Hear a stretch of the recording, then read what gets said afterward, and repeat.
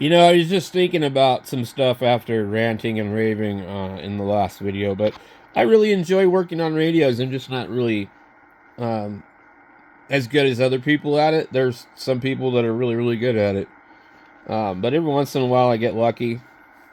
And a lot of times I do my research and I use Google. you know, I I look for, well, what did the last guy have wrong? So when I used to work in automotive and I'd work on cars every day, we had this thing called Identifix, and it was a system where you could log in, and other mechanics would make money by like posting the fix, and like for like Fords and Chevys, where it was like something that had been like made for a long time. You know, the pattern was pretty predictable. When like newer vehicles that had just come out with a particular new engine wasn't so easy, but so you could go in and search Identifix, you'd type in your symptom, and you'd see, oh my God, all these other people have uh, a Chevy truck that stalls out when they come to the stoplight, and or all these other trucks have a oxygen sensor code, but they've replaced the oxygen sensor numerous times and it doesn't change it. And the solution was that the mass airflow sensor was dirty or something. So Identifix kind of put me in that mindset a long time ago. And, this is before people were like, let's Google that. And so I just always kind of like would look for things. And, I remember once things started getting kind of popular like that, I mean, boss would ask me, why am I looking up stuff on my phone? I'm like, what, you want me to fix it or not? I don't know everything. But, there's millions of people on the internet that, have already been down this road. So we can use their experiences to learn from their mistakes. And so I've always been like that with everything. I don't know how to program a radio. I'll look it up. Did somebody make a video about it? Whatever. Does somebody have a website that talks about doing it? So a lot of the radios, when I fix them, that's how I do it. And also, this one here, I didn't look anything up because I've owned two or three of them. But also, because of the symptoms, I knew that it was screwed from being used on 11 meters with a bad antenna. And when I realized that the filter unit was responsible for 12 meters through 10, and it didn't work on those bands, but it worked on everything else. It was, I could narrow it down. But it's not always that easy. I mean, I have this other radio, exactly the same radio basically, and I don't know what's wrong with it. It loses lower sideband, but upper sideband always works. So it's probably something in the balance modulator, but we can't be sure about it. And I've spent a lot of time. So that's an example of I'm not always able to fix it. I had a 761 and I couldn't figure it out. Some stuff went wrong with it. And my friend Alex, K6AFS, I described the problem to him and he immediately, without even being there, knew what was wrong with it and told me. It's crazy. There's guys like that are like, him. He's just really super smart. I wish he was still on the radio. He used to get on 3913 and talk to N7IU and those guys when Lee was around. W0DGE. But Lee died last year or the year before, whatever. I can't remember. And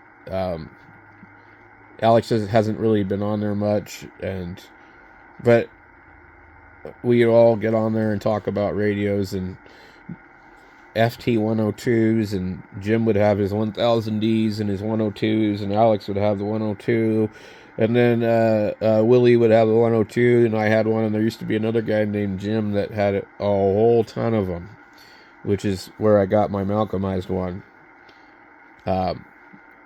And we used to get on the radio and fix a radio on the radio. It was so cool, man. I would get a junk radio from a ham fest and I would talk to Alex on 3913 and he would say, did you check this? Did you check that? And he'd pull up the schematic and he'd say, well, I'd see over here where this part here is going to feed this part and check to see if it's shorted open.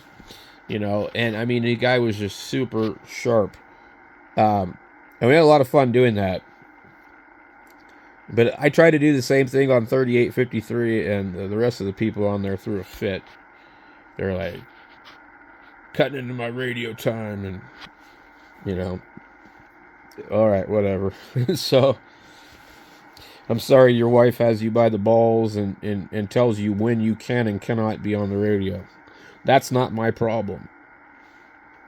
But, anyway, that's neither here nor there. So,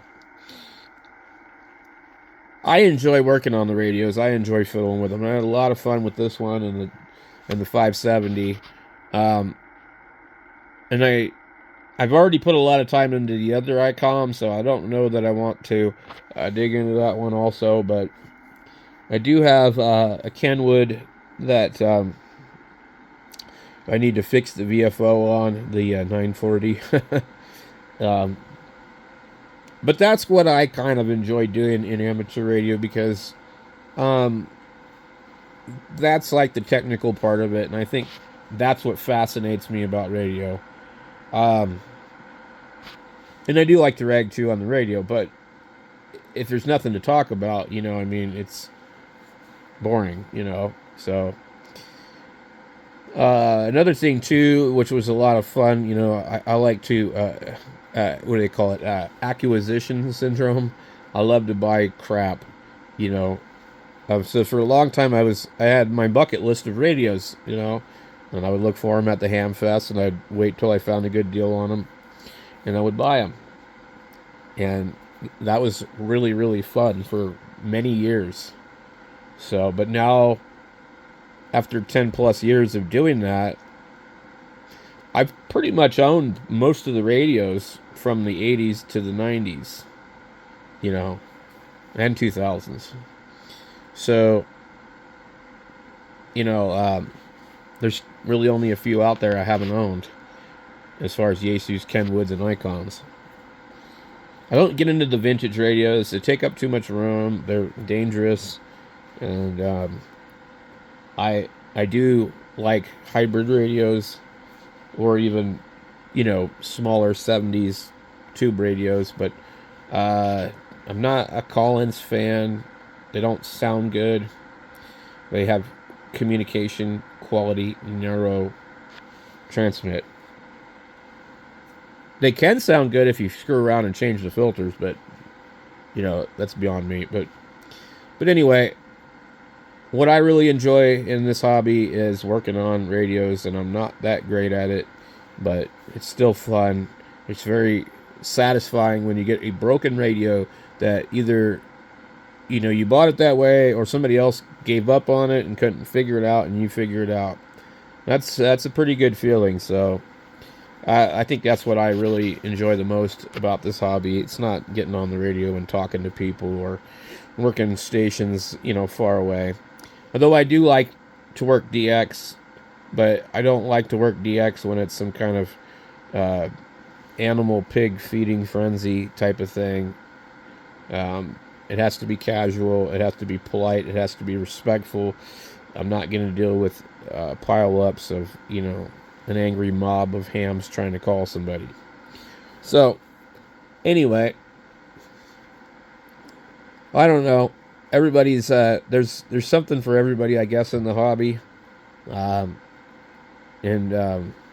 Sometimes I have to remind myself that there are other things. This isn't everything.